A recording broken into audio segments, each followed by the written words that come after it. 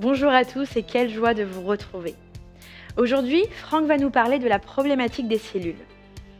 Bien sûr, pour un bon fonctionnement et pour qu'elles portent du fruit, il y a quelques règles à respecter. Vous êtes intéressé par ce sujet? Alors écoutons Franck. Abordons maintenant la problématique des cellules. Ralph Moore a déclaré « Nous sommes appelés à faire des disciples parmi les nations ». Un objectif qui ne pourra être atteint qu'en multipliant les églises. D'une manière générale, l'Église qui s'organise autour des cellules suscite bien des interrogations aux leaders des dénominations qui possèdent une culture de l'Ouest, généralement. En effet, cette délégation de responsabilité qui semble échapper à la hiérarchie fait craindre bien des pasteurs qui voient dans cette façon de fonctionner la possibilité pour certains de diviser le troupeau ou de répandre des fausses doctrines. C'est malheureusement méconnaître ce système car, il faut le dire, certains ont voulu le reproduire sans vouloir en respecter les principes fondamentaux. Tout système décentralisé réclame une véritable ossature, soit une structure organisée. Que dit la Bible au sujet de l'Église? Dans l'épître de Paul aux Éphésiens, chapitre 4, verset 16, voilà ce que Paul déclare. C'est de lui, Jésus, et grâce à tous les liens de son assistance, que tout le corps, bien coordonné et formant un solide assemblage, tire son accroissement, amen, selon la force qui convient à chacune de ses parties et s'édifie lui-même dans la charité. Gloire à Dieu. Il est certain qu'adopter le système d'organisation cellulaire réclame beaucoup de travail dans les domaines suivants, par exemple. La communication. Il convient de communiquer clairement avec l'Assemblée entière sur cette question, d'éclairer les zones d'ombre, de rassurer, d'expliquer. Donc la communication. Ensuite, il y a la formation. Pas question de parachuter des gens à la tête de cellules de maison sans une bonne formation. La question du suivi. Le suivi de ceux qui accueillent, de ceux qui conduisent, doit être permanent, soutenu par des rencontres hebdomadaires. Effectuer sérieusement, le ministère des cellules doit contribuer à plusieurs choses. À resserrer les liens fraternels. Donc c'est bon, c'est positif. Les liens fraternels, cela nous parle de l'amour, de l'amitié, du partage, du soutien, de l'aide, de l'écoute, de la convivialité. On peut aussi évoquer l'importance de libérer les dons et les talents dans les groupes de maison, puisque cela favorise l'hospitalité, l'enseignement, l'exercice même des dons spirituels. Et puis, c'est aussi maximiser la prière au niveau individuel, mais aussi en groupe, et pourquoi pas sous la forme de trio de prière.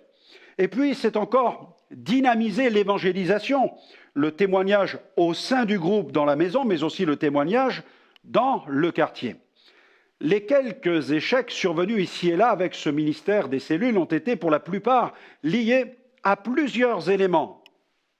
En voici quelques-uns. Eh bien, le mauvais choix des conducteurs de cellules. Et puis, le manque de formation et de suivi des personnes impliquées dans ce type de ministère. Ce n'est pas l'outil qui est mauvais dans de tels cas, mais la façon de s'en servir. Pour que ce ministère soit une vraie bénédiction, il est impératif que sa structure soit solide et qu'elle soit entretenue, qu'elle soit suivie. Comme l'explique le pasteur britannique Howard Austin, le christianisme européen est formaté d'un concept, celui du saint homme de Dieu, le pasteur, dans son saint lieu, le temple. Le pasteur est devenu la réponse et la seule façon d'écouter Dieu est de se rendre au temple. Et pour bien des chrétiens de l'Ouest, l'Église, c'est le rassemblement des croyants dans un temple saint où Dieu a choisi de faire résider sa présence. Le ministère des cellules remet quant à lui profondément en question ce dogme. Il met en avant l'Église, qui est un corps spirituel, formé à partir de l'ensemble des rachetés, dont le chef est Jésus-Christ. Chaque chrétien est le temple du Saint-Esprit, et Dieu demeure en lui, quel que soit l'endroit où il décide d'aller ou de se réunir avec d'autres croyants. Dieu n'est donc pas limité aux quatre murs d'un temple, car aucun temple fabriqué par la main des hommes ne peut contenir Dieu. Par contre, Ceux qui optent pour le système cellulaire devraient aussi reconnaître que Dieu aime les grands rassemblements de croyants. Ne sont-ils pas un préambule à la grande réunion, celle des rachetés, qui durera éternellement dans le ciel de Dieu? Nous aurions donc tort d'opposer les deux fonctionnements. L'idéal serait plutôt de les combiner. Il est vivement recommandé d'encourager ceux qui fréquentent des réunions de cellules à participer au moins une fois par semaine à un grand rassemblement hebdomadaire. Voici ce que nous lisons dans Actes 2, versets 46 à 47.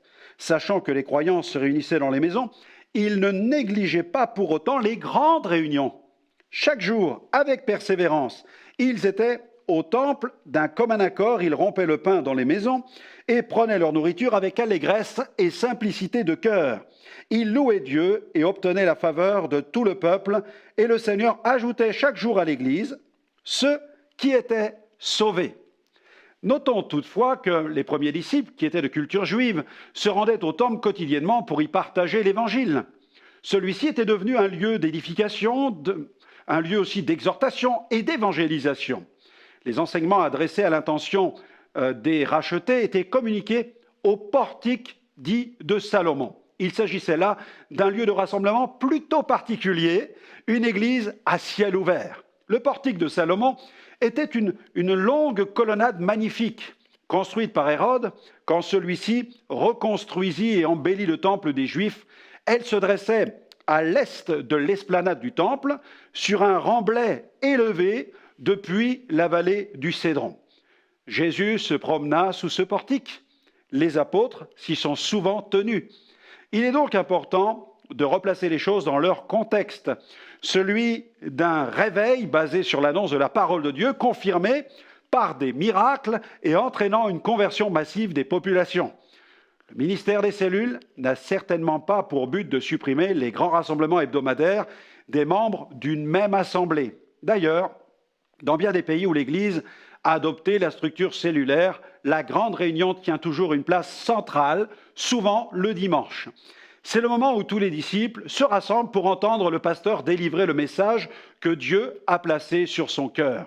Le pasteur principal inspire généralement les croyants et profite de cette grande occasion pour insuffler la vision que Dieu lui a donnée pour le bien du troupeau. Habituellement, les grandes lignes du message du dimanche sont reprises par les nombreux conducteurs de cellules au cours de leurs réunions de semaine, favorisant ainsi l'unité de la foi. Cette façon de répercuter l'information donne souvent lieu à des partages enrichissants. L'avantage des réunions de semaine dans le cadre d'une cellule va favoriser plusieurs choses. Regardez. Tout d'abord, la joie. Oui, la joie de se retrouver dans un cadre intime et chaleureux. Une unité dans la communication du message. Un partage sur le sujet qui est traité. La possibilité de poser des questions. La possibilité aussi de partager ses fardeaux. La prière les uns pour les autres. L'exhortation mutuelle. Le partage de témoignages. L'exercice des dons spirituels. L'évangélisation des nouvelles âmes. Un temps d'amitié autour d'un verre, c'est-à-dire la véritable convivialité. S'il est vrai que dans bien des dénominations chrétiennes, la mise en œuvre des sacrements comme la prise de la Sainte Seine ou l'administration du baptême ne peuvent se faire qu'à l'intérieur d'un temple, nous ne devons pas perdre de vue que Jésus a célébré la Pâque dans une chambre haute, que les premiers chrétiens rompaient le pain dans les maisons et que les apôtres baptisaient là où il se trouvait de l'eau. Il semble évident que le ministère des cellules lance un véritable défi aux églises dites instituées, églises qui se reposent bien trop souvent sur leur laurier. Si ce système ne fonctionnait pas, s'il était toxique pour l'Église du Seigneur, j'imagine que ses principaux promoteurs lui auraient immédiatement tourné le dos. Mais visiblement, dans bien des pays du monde, il porte un immense fruit, celui de multitudes de conversions. Il a permis, dans bien des endroits, de réactiver la chaleur de la communion fraternelle, mais aussi de redynamiser la vision dite missionnale des églises locales.